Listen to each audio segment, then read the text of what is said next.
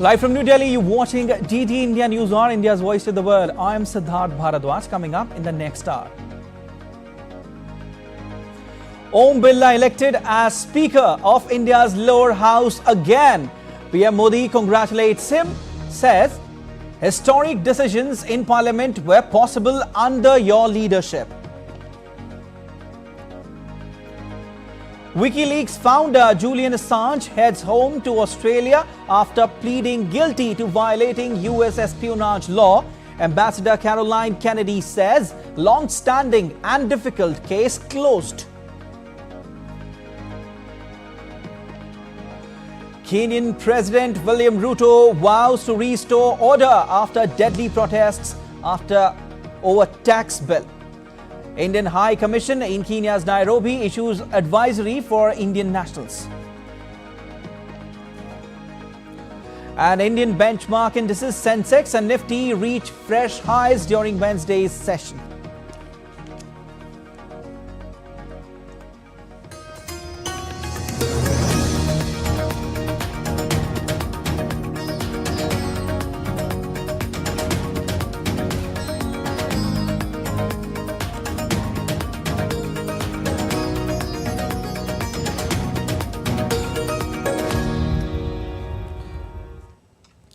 Bharatiya Janata Party MP Om Birla has been elected as Speaker of the lower house of Indian Parliament on Wednesday. The NDA candidate was elected as the chair of the lower house for the second consecutive time. Following the win, Om Birla was congratulated by PM Modi and leader of opposition Rahul Gandhi, both of whom escorted him to Speaker's chair.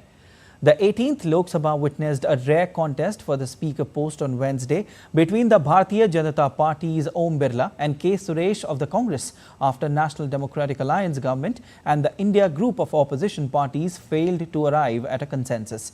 However, Om Birla was elected by voice vote as the opposition did not demand for division. Praising Om Birla's previous term, India's Prime Minister Narendra Modi said that under his term during the 17th Lok Sabha, many historic decisions were taken. संसद में जो ऐतिहासिक निर्णय हुए आपकी अध्यक्षता में सदन के माध्यम से जो सुधार हुए हैं ये अपने आप में एक सदन की भी और आपकी भी विरासत है और भविष्य में 70वीं लोकसभा के संबंध में जब विश्लेषण होंगे उसके विषय में लिखा जाएगा तो भारत के भविष्य को नई दिशा देने में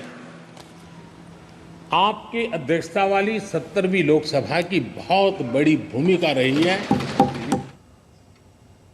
Prime Minister Narendra Modi also applauded Om Birla for ensuring the smooth functioning of the lower house. हम सब चाहते हैं कि सदन में आचरण, सदन के नियमों का पालन हम सब करें और आपने बड़े सटीक तरीके से, संतुलित तरीके और कभी-कभी कठोरता के साथ भी फैसले लिए हैं. मैं जानता हूं कि ऐसे निर्णय आपको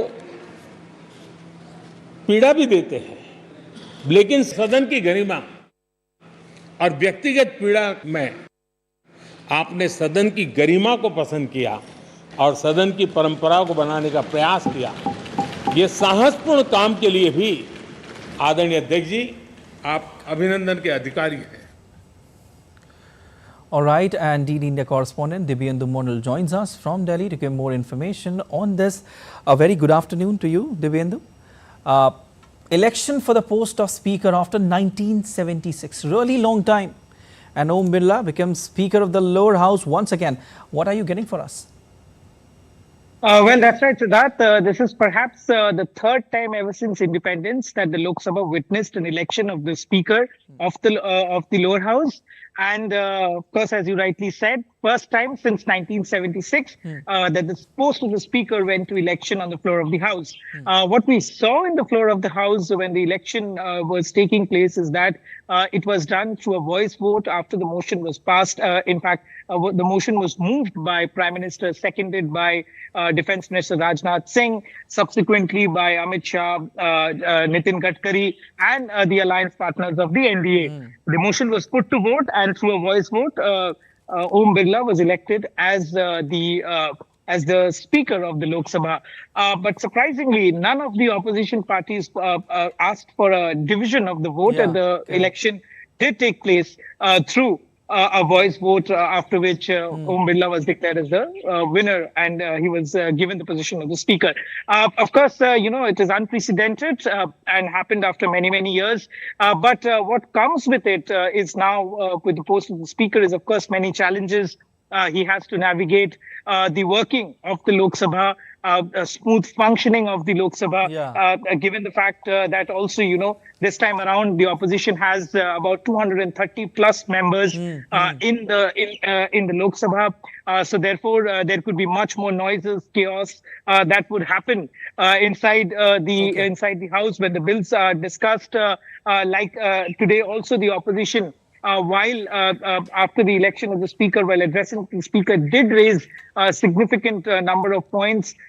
In fact, multiple of the opposition parties did raise those points, saying that the Speaker should give adequate hearing also to the opposition. So, they are trying to build the pressure on the Speaker's chair, on the position of the Speaker. We'll talk about that, Dibyendu. Yeah. In fact, Prime Minister Narendra Modi also congratulated him and said that his experience of being a Speaker in the last term would help him guide the country further.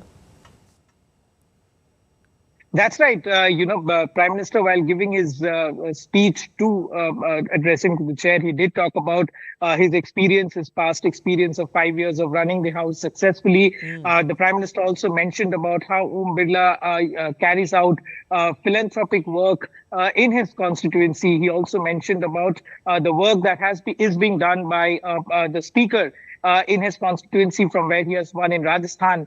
That significant number of bills were passed under his leadership in the lower house in the last term. And he completed, in fact, Siddharth, it is pertinent to mention here that the Prime Minister also mentioned that this is perhaps the second time that a Speaker has been re-elected ever since independence in the House. It was way back during the 1950s when Speaker was re-elected, and this is the second time when Om Birla will be continuing as the Speaker after completing 5 successful years as the Speaker of the Lok Sabha. So, of course, many... Indeed, yes, Siddharth. Indeed. Dibyendu, we certainly cannot forget what Prime Minister Narendra Modi said regarding the COVID period, wherein Speaker Om Birla would call every MP and ask how they are. Okay, and Dibyendu, what is expected out of the 18th Lok Sabha, given the fact that the opposition is having a strength which is far more than their past 2 terms, like you've just mentioned? It's a great responsibility on the Speaker of the House as he has to manage so many things. That's right, Siddharth. It's a great responsibility on whoever sits on the chair of the Speaker.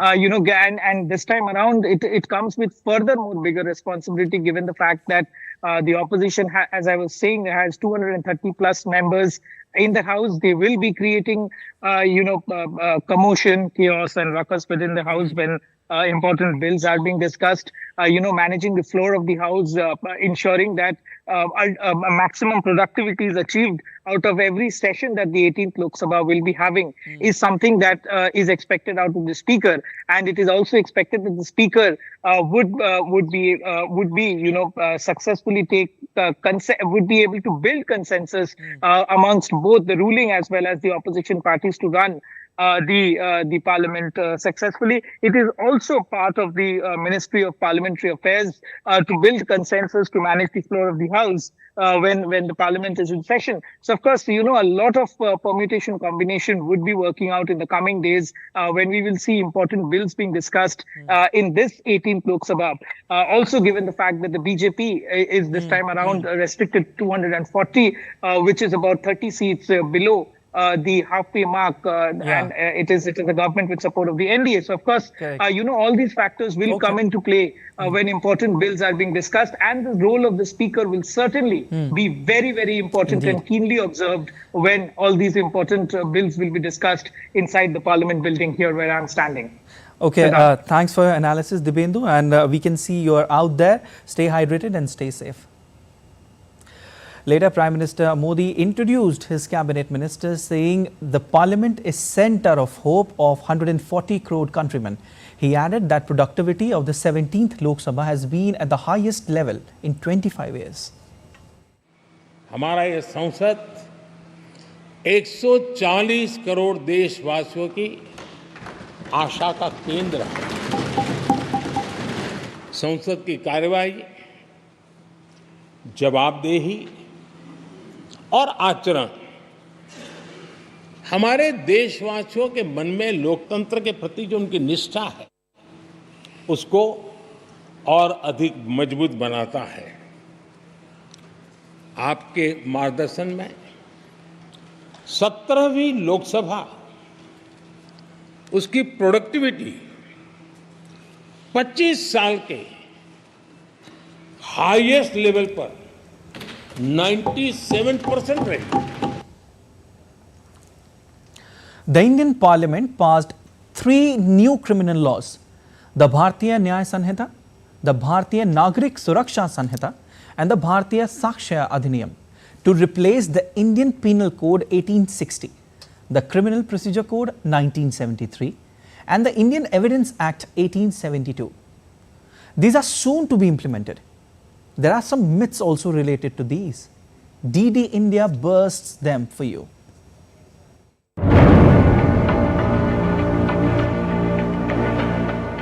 The newly enacted laws Bharatiya Nyaya Sanhita, Bharatiya Nagrik Suraksha Sanhita and Bharatiya Sakshya Act, which will completely overhaul the criminal justice system in the country, will come into effect from July 1st this year. The 3 laws got the Parliament's approval on December 21st last year, and President Draupadi Murmu gave her assent on December 25th. The laws will replace the colonial-era Indian Penal Code, the Code of Criminal Procedure and the Indian Evidence Act of 1872. The 3 legislations aim at completely overhauling the criminal justice system in the country by giving definitions of various offences and their punishments. However, the provision related to cases of hit and run by vehicle drivers will not be implemented immediately. There are several myths related to these 3 laws. The myth that the extension of police custody from 15 to 19 days is a shocking provision that will enable police torture. Although the truth is that the period of police custody is restricted to 15 days, under BNSS, police custody may be taken in parts or in whole within a period of 40 to 60 days out of the total period of 60 to 90 days as applicable. The court's discretion in granting police custody is retained as earlier. Further, the police custody beyond the first 15 days shall not be an impediment to grant bail to the accused. All right, let's take a look at other stories making news. India's Central Bureau of Investigation Agency arrested Delhi Chief Minister and Aam Aadmi Party Arvind Kejriwal in liquor policy case for further probe. The probe agency presented Kejriwal in Delhi's Rouse Avenue Court on Wednesday. Meanwhile, the Supreme Court will also hear Arvind Kejriwal's petition against the Delhi High Court order, putting an interim stay on his bail in the money laundering case linked to liquor excise policy. As heavy rains lashes India's southern state Karnataka, collapse of a compound wall on a neighbouring house claimed 4 lives of a family in Munnur village. 3 bodies have been retrieved from the debris while search is on for the third one. The region has been witnessing heavy rains since last few days, leading to damage of public and private properties. And still to come on DD India News Hour. US condemns violence during protests in Kenya, urges restraint. On the day when Kenya witnessed turmoil, its police officers arrived in Haiti. Staying with Africa, we tell you the latest from Nigeria, where soldiers were killed by a terrorist group near the country's border.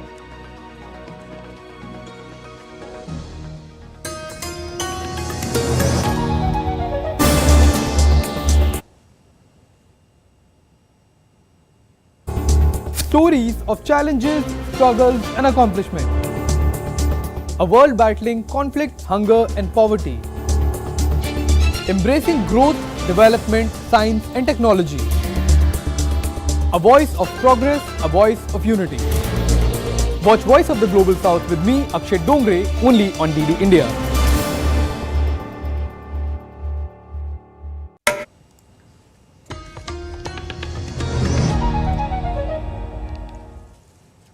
You're watching DD India News Hour. I'm Siddharth Bharadwaj. WikiLeaks founder Julian Assange is en route to Australia after walking free from a US court after pleading guilty in a deal to end a years-long legal battle. Assange pleaded guilty to a single felony charge for publishing US military secrets in a deal that secures his freedom and ends a long-fought legal battle. He faces no further prison time. Assange was pursued for leaking a vast amount of secret military information. Assange, who turns 53 on July 3, was wished an early happy birthday by Chief Judge Ramona Manglona. Australian Prime Minister Anthony Albanese said all appropriate channels were used for the same.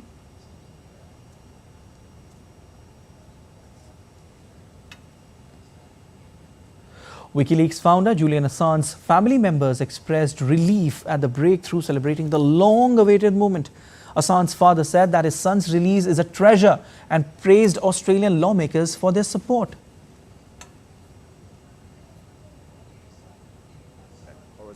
Over the 2 years since we took office, my government has engaged and advocated, including at leader level, to resolve this.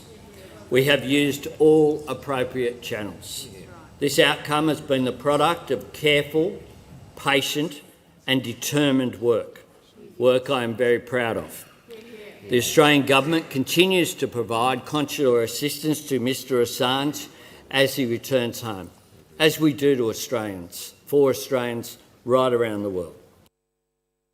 Really, that is the cherry on the top of a very, very handsome birthday cake, you know. That Julian can come home to Australia and see his family regularly and do the ordinary things of life is a treasure.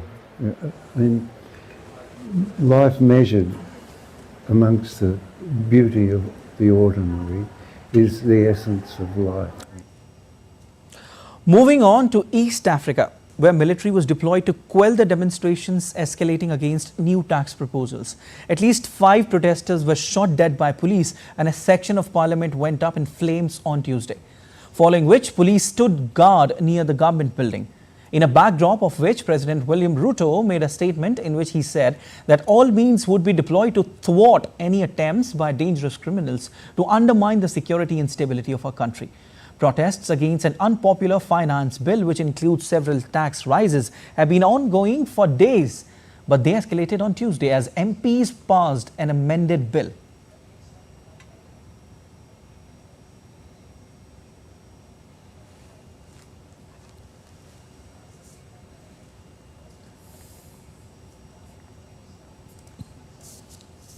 It is not in order or even conceivable that criminals pretending to be peaceful protesters can rain terror against the people, their elected representatives, and the institutions established under our Constitution, and expect to go scot-free.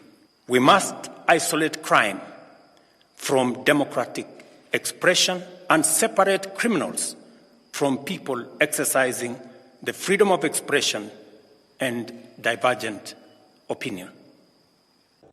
I assure Kenyans that we shall provide a full, effective, and expeditious response to today's treasonous events. The United States has condemned violence reported during protests in Nairobi. State Department spokesperson Matthew Miller urged Kenya to show restraint and provide space for dialogue.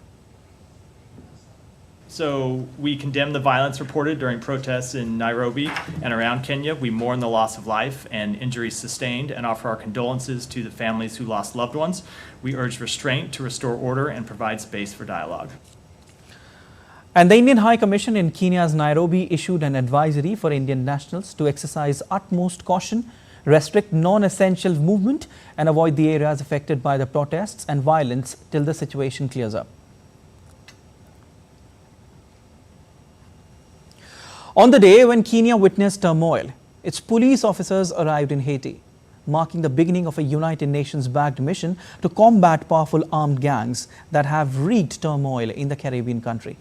More than 80% of the country has fallen under the control of gangs. The Kenyan police are the first contingent of an international force in Haiti that is anticipated to reach about 2,500 police from 15 other countries. However, there is still a lack of concrete details regarding the goals and actions of the latest mission. A previous UN mission, which lasted from 2004 until 2017, did little to improve the conditions on the island. Meanwhile, Haitian Prime Minister Gary Coney vowed that the state will retake control of the country.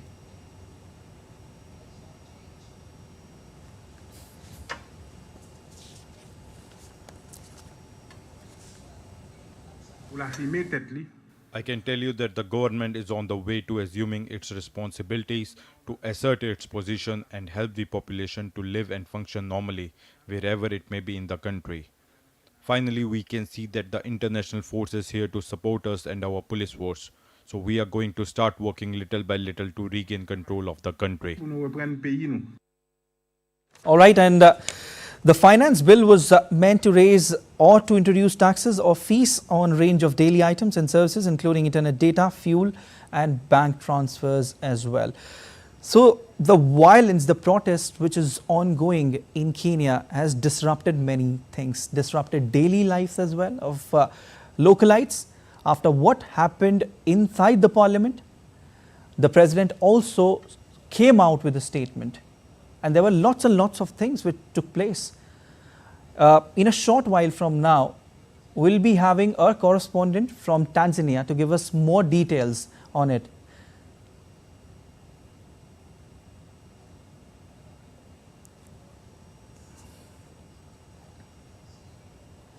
All right, and moving on to West Africa, where in Nigeria, an ambush by a terrorist group killed 21 soldiers near the country's border with Burkina Faso on Tuesday. However, information of which group was behind the attack is still awaited. Notably, neighboring Niger, Mali and Burkina Faso are battling movements linked to Al-Qaeda and the Islamic State extremist group in a decade-long conflict in the Sahel region that is worsening.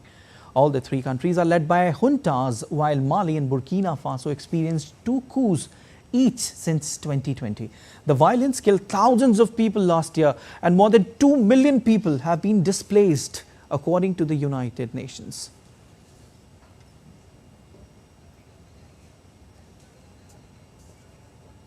And still to come on DD India News Hour.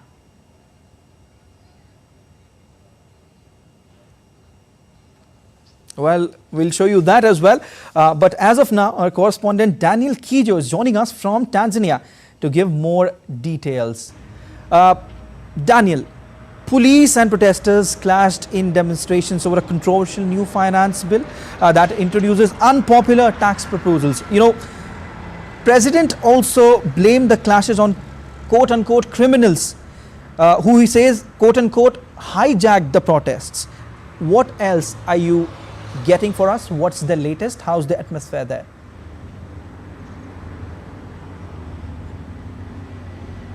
Yes, indeed, Kenya, the last 24 hours have been full of turmoil and clashes between police and Gen Z or young citizens of Kenya who opposed a very controversial bill that they feel would raise the cost of living to almost unbearable levels. Yesterday, the parliamentary building was breached while lawmakers had just passed that finance bill for 2024-25 budget. There were 5 people shot outside the parliamentary building.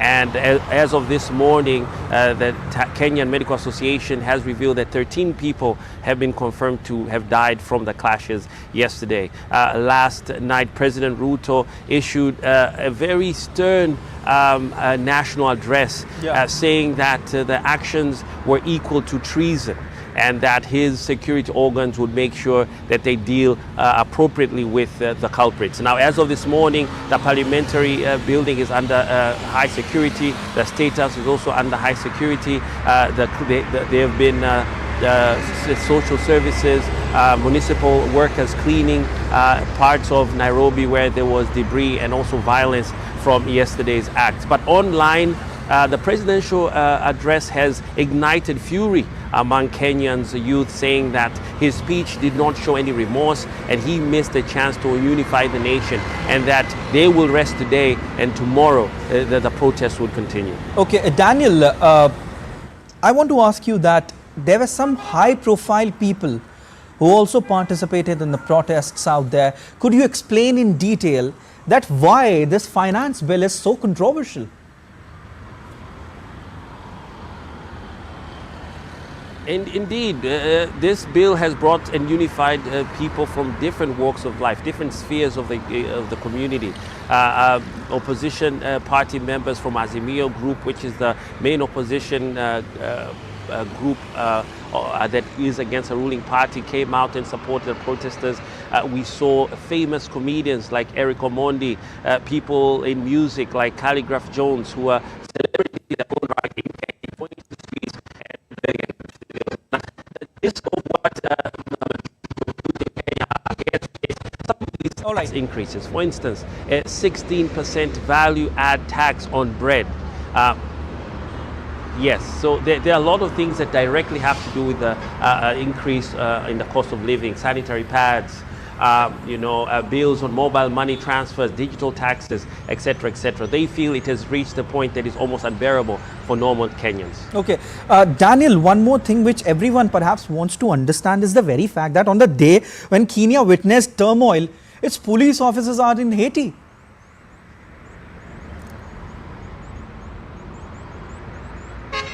Yes, this is a question that many in the international community are asking. But while in the U.S., President William Ruto made a very clear stand that as Kenya being part of the global community, it is up to their duty to maintain peace. And he indeed has sent troops into Haiti, where about 5 million people are facing famine, 500,000 people displaced.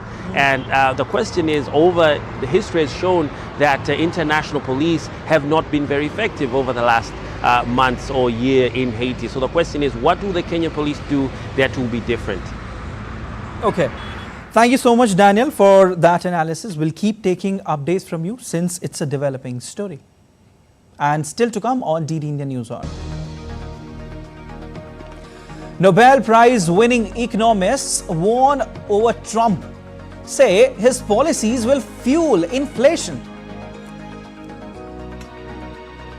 French President Emmanuel Macron will host Hungarian Prime Minister Viktor Orban later today, ahead of duo attending the latest meeting of the EU Council on Thursday. And fans pay tribute on Michael Jackson's on his 15th death anniversary.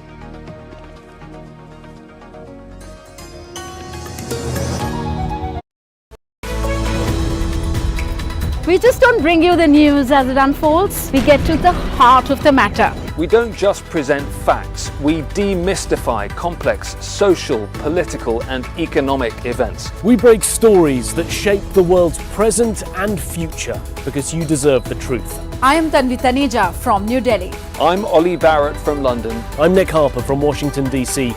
Join us on DD India Global Monday to Friday at these times.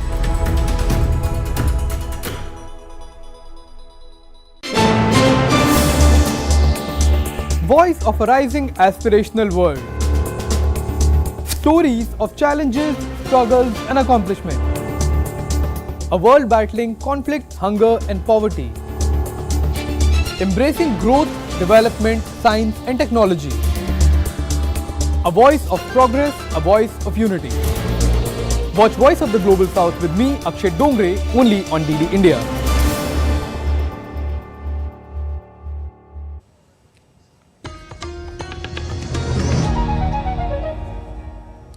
You're watching DD India News Hour. I'm Siddharth Bhardwaj, and quick recap of the headlines. Om Birla elected as Speaker of India's lower house again. PM Modi congratulates him, says historic decisions in Parliament were possible under your leadership. WikiLeaks founder Julian Assange heads home to Australia after pleading guilty to violating US espionage law. Ambassador Caroline Kennedy says long-standing and difficult case closed. Kenyan President William Ruto vows to restore order after deadly protests over tax bill. Indian High Commission in Kenya's Nairobi issues advisory for Indian nationals. An Indian benchmark indices Sensex and Nifty reach fresh highs during Wednesday's session.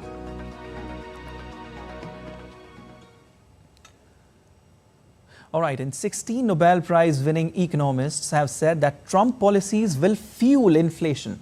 The jointly signed letter sends out warning that the US and world economy will suffer if Republican presidential candidate Donald Trump wins the US presidential election in November. It added that the economic agenda of US President Joe Biden, a Democrat, is vastly superior to Trump's, the former Republican president seeking a second term. The economists say Trump's economic plans would reignite inflation, in part because of his pledge to impose stiffer tariffs on Chinese imports, which they say will hike prices on many goods bought by US consumers. In some other update related to Trump, the US Federal Election Commission on Tuesday granted him a second 45-day extension to file personal financial disclosures. Trump had initially been due to report on his personal financial situation to US election body on May 15, but was granted an extension until July 1st on request. A legal representative for the former president on Tuesday requested the agency grant the candidate another extension, citing the complexities of his financial holdings. Trump's financial disclosures are closely watched because they offer an indication of the size of his personal wealth. And Russia announces to block 81 European Union media outlets in retaliation to the bloc's ban against 4 Kremlin news organizations last month. The ban will restrict people inside the country from accessing the outlets' online resources and broadcasting materials. The outlets from 25 European countries include pan-European media like Politico, French outlets such as AFP, Le Monde, and Liberation newspapers, among others. Russia accused the outlets of systematically distributing inaccurate information about the ongoing conflict.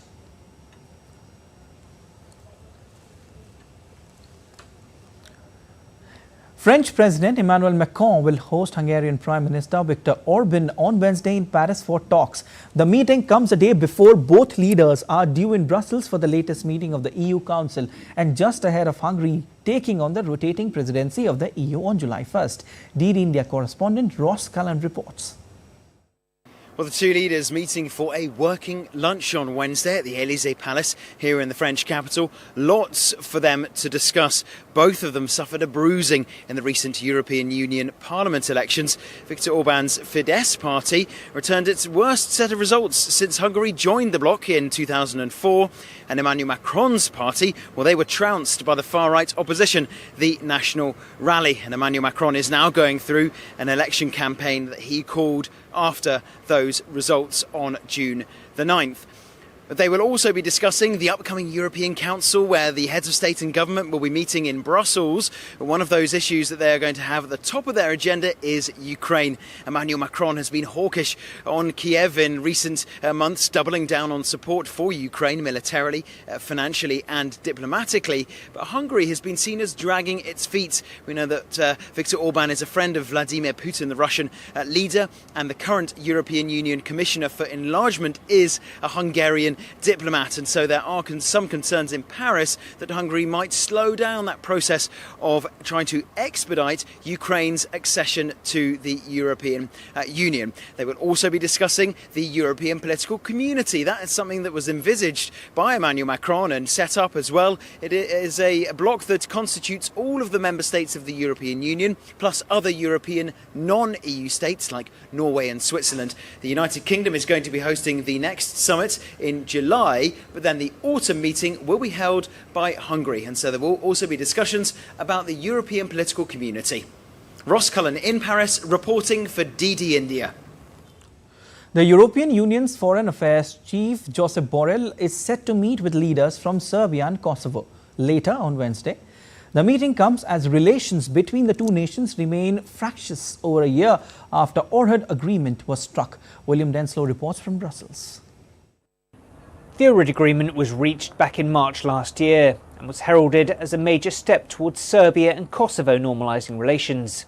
It called for the cessation of hostilities and addressed issues including language use and ethnic representation in the public sector. But the EU's Foreign Affairs Chief Josep Borrell says putting the agreement into practice remains a major challenge. He says that's why he's holding a high-level meeting of the Belgrade-Pristina dialogue here in Brussels. EU officials say Borrell will hold separate meetings with each leader before staging a trilateral gathering. The goal is to take stock of previous discussions and forge a path forward. Back in 2008, Kosovo declared its independence, but Serbia has never recognised its statehood. China, Russia and several EU states, including Spain and Greece, also don't recognise Kosovo as a nation. Kosovo is predominantly ethnic Albanian, but Serbs account for roughly 5% of the population. Flare-ups in tensions can be common and were exacerbated following elections last year, when ethnic Albanian mayors took control in a Serb-majority area in the north of Kosovo. William Denslow in Brussels reporting for DD India. Spokeswoman of the Taiwan Affairs Office of the State Council on Wednesday threatened to punish all die-hard Taiwan independent separatists who dare to defy the law. The spokeswoman in a statement on Wednesday also referred Taiwan as a part of China. This comes after China threatened to impose a death penalty in extreme cases for die-hard Taiwan independence activists on June 21st. Taiwan has complained of a pattern of rammed-up Chinese pressure since Lai won the election in January, including ongoing military actions. Taiwanese President Lai Ching-te vowed that Taiwanese people will not give in to Chinese coercion. To manage tensions in South China Sea, Philippines is committed to working with China after last week's clash that seriously injured a Filipino sailor, Manila's foreign minister said on Tuesday. China has disputed the Philippines' account with its foreign ministry, saying the actions taken by its coast guards were necessary, lawful and beyond reproach. And there has been no immediate response to a request for comment on Tuesday by the Chinese embassy in Manila. All right. As world battles extreme weather conditions, damages caused to Rapidan Dam in Minnesota due to heavy rain has made local residents and officials concerned. The dam, severely damaged due to flooding, faced an imminent threat of collapse but was still intact, and there were no mass evacuations on Tuesday. More than 3 million people live in areas impacted by flooding from Iowa to Nebraska to Minnesota to South Dakota. Whereas in Brazil, record floods that killed 170 people and displaced 500,000 are a warning sign of more disasters to come, as per United Nations. United Nations Refugee Agency said on Tuesday that roughly 389,000 people in the state of Rio Grande do Sul remain displaced from their homes because of intense rain and flooding.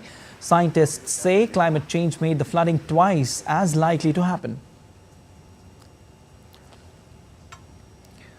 Municipal authorities in northern Mexican mountain ranges dispatched helicopters carrying medical and humanitarian aid to flood-stricken communities on Monday following tropical storm Alberto. Local authorities described the situation as complicated, with roads completely destroyed. Paramedics had to navigate damaged parts on foot to provide medical care to elderly victims in remote locations. A SpaceX Falcon Heavy rocket launched the fourth and final satellite of NASA and NOAA's next-generation geostationary weather satellites from Kennedy Space Center on Tuesday. The GOES-U satellite is designed to enhance weather monitoring capabilities across the Western Hemisphere. Shortly after the launch, the rocket's twin boosters executed a precision landing back at Cape Canaveral Space Force Station.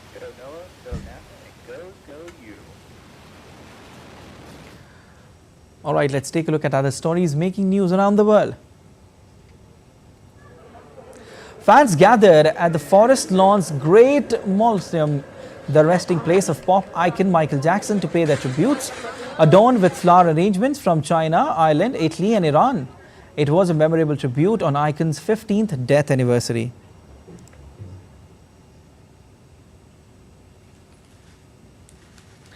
US journalist Evan Gershkovich is having closed-door trials in the Russian city, and the Wall Street Journal reporter was arrested last year on the charges of espionage by Russian government.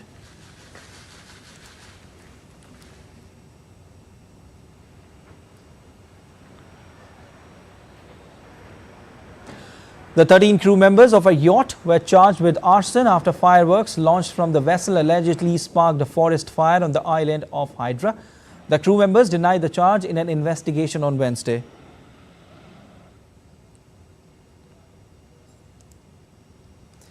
China's Chang'e 6 lunar module returned to Earth on Tuesday after completing its mission successfully. The module collected first ever samples from the far side of Moon. It landed on a predetermined site at 14:07 Beijing time.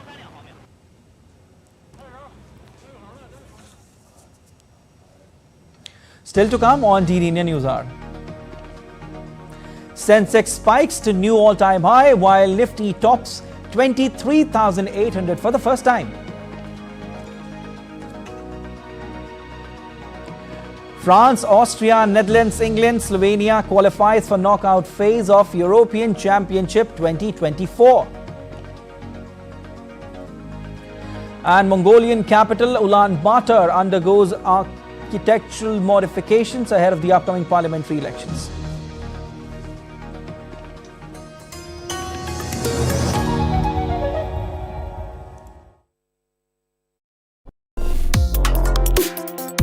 Complex issues, hidden agendas, twists and turns, strategic games. We think all dots are linked. We just need to connect them.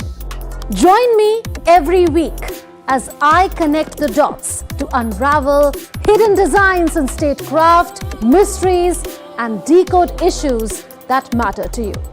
Watch Connecting the Dots with me at these times on DD India.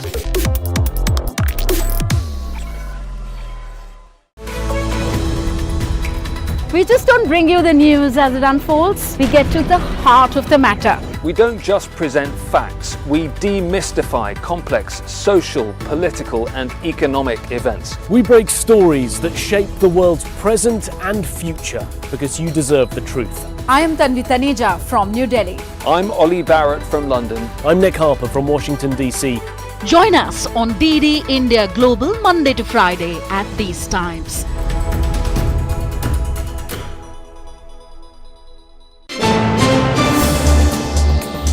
Voice of a rising aspirational world. Stories of challenges, struggles and accomplishment. A world battling conflict, hunger and poverty. Embracing growth, development, science and technology. A voice of progress, a voice of unity. Watch Voice of the Global South with me, Akshay Dongre, only on DD India.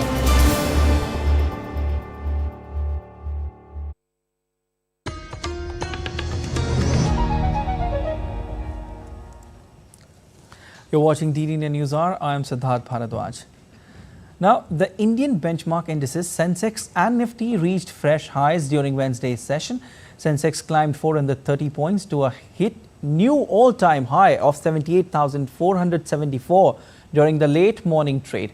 The Nifty went up by 104 points to hit the fresh record peak of 23,826. Nifty Bank touched record high during the session and crossed earlier level of 52,747. On Tuesday, the BSE benchmark jumped 712 points to settle at a new closing peak of 78,054. The Nifty went up by 183 points to settle at a record closing peak of 23,721.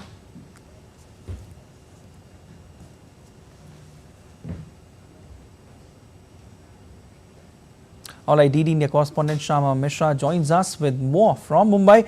Hello, Shama. Indian benchmark indices Sensex and Nifty, of course, reached fresh highs. What are you getting for us? Well, Siddharth, we understand that this is fresh highs, and yesterday itself, both Sensex and Nifty have touched new record highs, and this was much awaited. Everyone, the experts, were to believe that this rally was due, and this was due post results. But now we are seeing that there are a lot of other factors as well. Even if you see that the external or the international factors are not so conducive, still the Indian markets are doing pretty good. It's because of the domestic factors. Let's start off with the Bank Nifty. Bank Nifty, all the private and the non-PSU banks, if you see those shares, stocks, they are trading in very positive note. They are trading on a very positive note, which was much awaited, and this was because PSUs were trading good, were performing good, but the private banks were not doing a good performance. But today, or yesterday rather, they have outperformed, and today the second session continues. Apart from that, a good national macro outlook is also coming in. Apart from that, because of the monsoon's coverage in the entire country, that is giving good hopes to the people, because sowing would be good, and then inflation can come down. And when once inflation comes down, at the end of the year, a rate cut would be in line. So that is also being counted. We are also understanding that now the upcoming budget would be announced. So people are putting a lot of expectations on that as well, because a lot of policies, a lot of continuity in policies would be seen, would be witnessed, and sectors like I've mentioned earlier, the EV, the solar, the infrastructure, real estate, bankings, and all these sectors will see a boost, because these are all related to the national to the India picture, India scenario, and this will actually see a good boost or trading Indeed. in green, if we are to believe the experts. So all these factors are coming in, are being counted, and giving a good rally to the markets. All right, thank you so much for all those details, Shama. Government of India is set to partially implement the new Telecommunications Act from June 26. The Telecommunications Act 2023 will replace the old regulatory framework of the existing Indian Telegraph Act 1885, Wireless Telegraphy Act 1933, and Telegraph Wire Illegal Occupancy Act 1950. The new rule will allow the government to take over the control and management of any or all of any communication services or network in the interest of national security, friendly relations with foreign states, or in the event of war. Pre independence era के acts थे जिसके तहत अभी तक telecom services govern होती थी, उनको सबको बदल करके अभी एक नया आधुनिक एक्ट लाया गया है, जिसमें कि जो टेलीकॉम सेक्टर है उसकी ग्रोथ और उसमें ईज़ ऑफ डूइंग बिजनेस और उसके बेटर रेगुलेशन के प्रावधान किए गए हैं। जो पुराने समय में लाइसेंस की पद्धति थी उसको बदल के अब ऑथराइजेशन का प्रावधान इसमें किया गया है। All right, you're watching DD Indian News Hour, and time now for sport, and for that my colleague Deepika Mehto is there. Hello Deepika, very good afternoon to you. Heard the hockey squad is announced for the Paris Olympics. Is that true? That's very much true, How exciting Siddharth. is that? And this time again we will see Harmanpreet captaining the squad for the upcoming Paris Olympics. So hockey star Harmanpreet Singh is all set to captain the Indian squad at the upcoming Paris Olympics, as the Hockey India has finally announced the squad for the major tournament. Now with 5 Olympic debutants in the squad, Hardik Singh will be the vice captain. The squad also features veteran goalkeeper P.R. Srijesh and midfielder Manpreet Singh, both of whom will be making their 4th Olympic appearance. Interestingly, Harmanpreet Singh Sanjay, Rajkumar Pal, Abhishek and Sukhjit Singh are the 5 players who are set to make their Olympic debut as well at the upcoming Paris Olympics. Staying on Olympics, India's Anush Agrawala is all set to make his historic debut at the upcoming Paris Olympics as he has been chosen by the Equestrian Federation of India to represent India in the dressage event at the upcoming Paris Games. Interestingly, this also marks India's first ever entry in the dressage event at the Olympics, as riders have previously only competed in eventing categories. Agrawala's selection came after a careful evaluation of recent performances, where he edged out close contender Shruti Vora based on a better average score. On to table tennis. Indian table tennis star Srija Akula achieved a new career high ranking of world number 24 following her victory at the recently concluded World Table Tennis Contender Tournament in Lagos. The 25-year-old Indian table tennis player jumped 19 places in the latest International Table Tennis Federation rankings released on Monday to displace Manika Batra as the country's top women's single player. In the thrilling final match held in Lagos, Srija got the better of Deng Yilchi of China by 4-1. Not only did Srija secure the singles title, but she also emerged victorious in doubles event as well. Consequently, she became only the second Indian woman to make it to the top 25 in women's singles category. In cricket, the International Cricket Council on Tuesday announced the match officials for both the semi-finals of the T20 Cricket World Cup semi-final stage. Richard Illingworth and Nitin Menon were chosen as the on-field umpires for the first semi-final between Afghanistan and South Africa in the first half in Trinidad on Thursday, whereas Richard Kettlebrough will be the TV umpire for the first semi-final, with Ehsan Raza in place as the fourth umpire. An 8-run victory against Bangladesh via DLS method secured safe passage for Afghanistan from the Super 8s at Australia's expense. Meanwhile, Chris Goffney and Rodney Tucker will umpire the second semi-final between unbeaten India and reigning champions England in Guyana later on Thursday. Well, England booked their place in the Final Four with a 10-wicket victory against co-hosts USA, while India put the finishing touches to a perfect Super 8 stage with a 24-run victory over Australia. On to soccer now. Kylian Mbappe scored his first ever Euro goal, but France were held to a 1-1 draw by an already eliminated Poland to finish second in Group D on Tuesday. Mbappe, returning to action and wearing a mask to protect his broken nose, opened the scoring in the 56th minute. France needed all 3 points in order to seal top spot, but Robert Lewandowski's 79th minute penalty cancelled out Mbappe's spot kick 11 minutes into the second half. France finished second in the group and will face a tougher last 16 tie after Austria turned the section on its head with a 3-2 victory against the Dutch.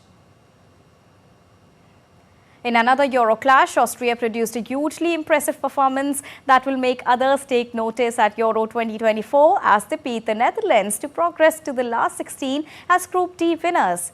Now, despite being handed a tough draw with the Dutch and France team, Ralf Rangnick's side won 2 of their 3 games to finish top of the standings. The Netherlands had already guaranteed their progression to the last 16, but they will now go through as one of the best third-place sides. With France held to a 1-1 draw by Poland in the group's game in Dortmund, Austria topped the table with 6 points, one ahead of second-place France on 5 and the Dutch with 4 points. Now, England finished top and Slovenia also advanced to the knockout stages of Euro 2024 after an uninspiring draw in their final Group C encounter. England had already qualified for the round of 16 and despite another flat performance, the draw leaves them in first place in the group on 5 points. Meanwhile, Slovenia finished level on 3 points with Denmark. However, the Danes appeared to have advanced in second place due to their UEFA ranking going through with Slovenia, but this is still a subject to confirmation. The Malayali Arab Cultural Society, a prominent Indian expatriate organization in Abu Dhabi, organized the 10th International Yoga Day celebration in UAE capital. Around 150 yoga enthusiasts attended the event where they engaged in the common yoga protocol prescribed by India's Ministry of Ayush. This also marks another year of the Malayali Arab Cultural Society's commitment to celebrate International Yoga Day. The success of this year's International Yoga Day celebration underscores the growing popularity of yoga in the UAE and highlights the strong cultural ties between India and the Emirates. So that was a quick wrap from the world of sports. Back to you, Siddharth. Thank you so much, Deepika, for all those updates. And certainly a lot is happening in the world of sport. But certainly we cannot miss India versus England, the T20 match. We The certainly second semi-final. Definitely. Indeed. It's All going to eyes be will very, be on that. very interesting. Thank you so much for all those details.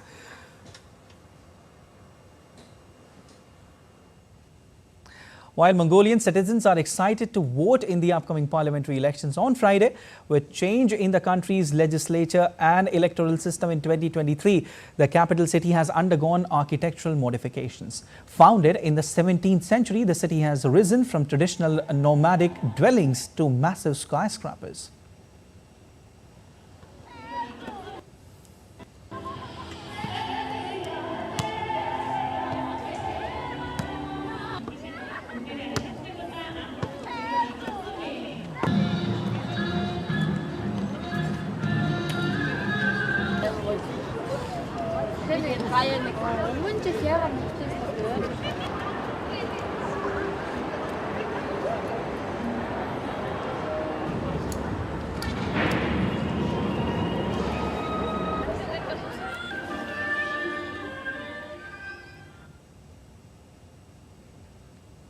That's all for this edition of DD India News Hour, but let us know your thoughts on the news of the day. For those on the go, you can get all the latest news and updates from India and across the world on DD India mobile app. The app is available on both Android and iOS platforms. Scan the QR code on the screen to download now. We'll be back with more news as it breaks here on DD India. I am Siddharth Bharadwaj from All for Air in Delhi. Thanks for watching DD India News Hour.